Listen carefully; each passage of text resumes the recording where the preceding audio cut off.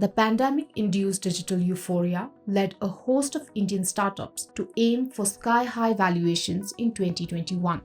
However, the reality post-IPO fell short of expectations, with major players like Zomato, Paytm, and Nykaa witnessing lackluster stock performances.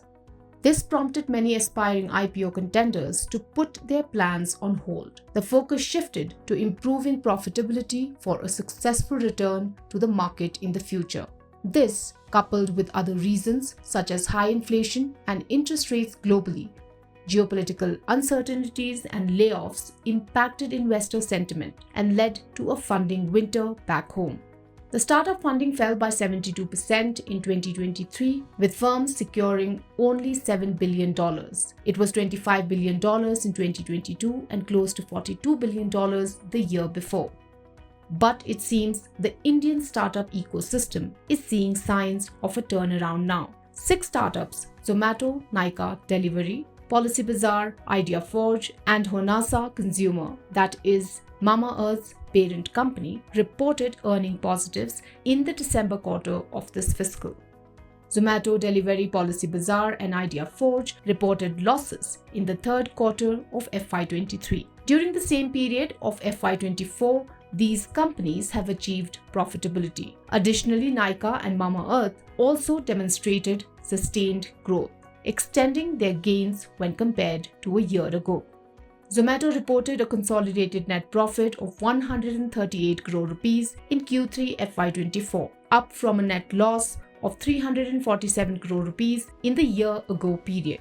Delivery reported a profit after tax of 11.7 crore rupees in Q3, an improvement from the 196 crore rupees loss during the same period a year ago. PB Fintech, Policybazaar's parent firm, reported a consolidated net profit of 38 crore rupees for the December quarter, a positive shift from a loss of 87.3 crore rupees a year ago. Drone manufacturer IdeaForge posted a net profit of 14.8 crore rupees in Q3 FY24 against a loss of 7.8 crore rupees in the last year's quarter.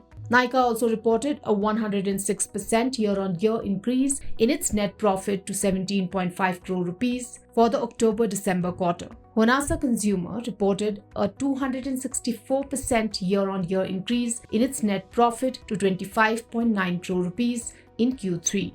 Paytm, on the other hand, continues to be loss-making, but it narrowed its consolidated net loss to 221 crore rupees from 392 crore rupees in the previous fiscal year.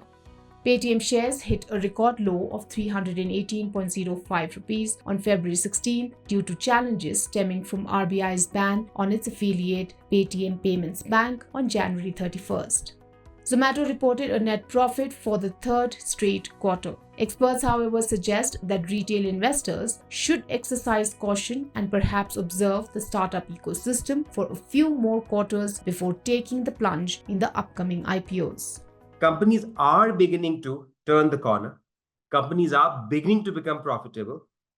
But the question is that does that justify the valuations at which they are presently trading, even if they've shown just about a quarter of a green tick, I would call it. Just the first quarter of a vaguely green tick, which we are seeing now, does that solicit the general public at large to open the bottle of champagne yet or not, is a question that the next few quarters will answer.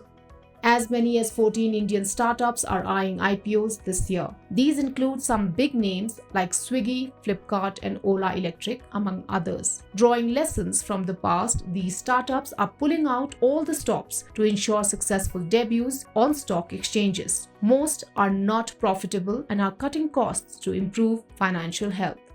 Despite potential challenges like market volatility, regulatory obstacles in fintech, and competition from other IPOs, experts expect a favorable environment for startups going public in 2024 compared to the past 2 years. So will the Q3 results and IPO listings attract the dry powder that's being gathered. Speaking to Business Standard, Rajan Anandan from Peak XY Partners recently said the Indian startup ecosystem holds $20 billion in unallocated capital, termed dry powder, ready for investment by private equity and venture capital firms.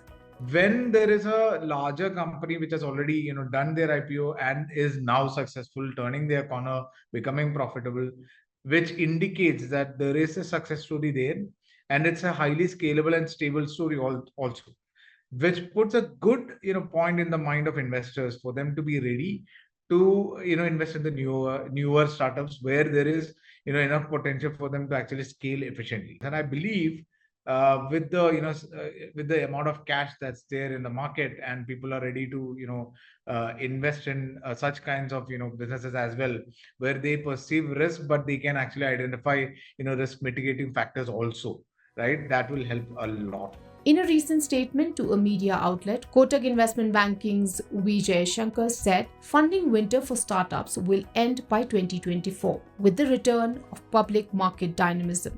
Large internet IPOs will also stimulate deal making across the board.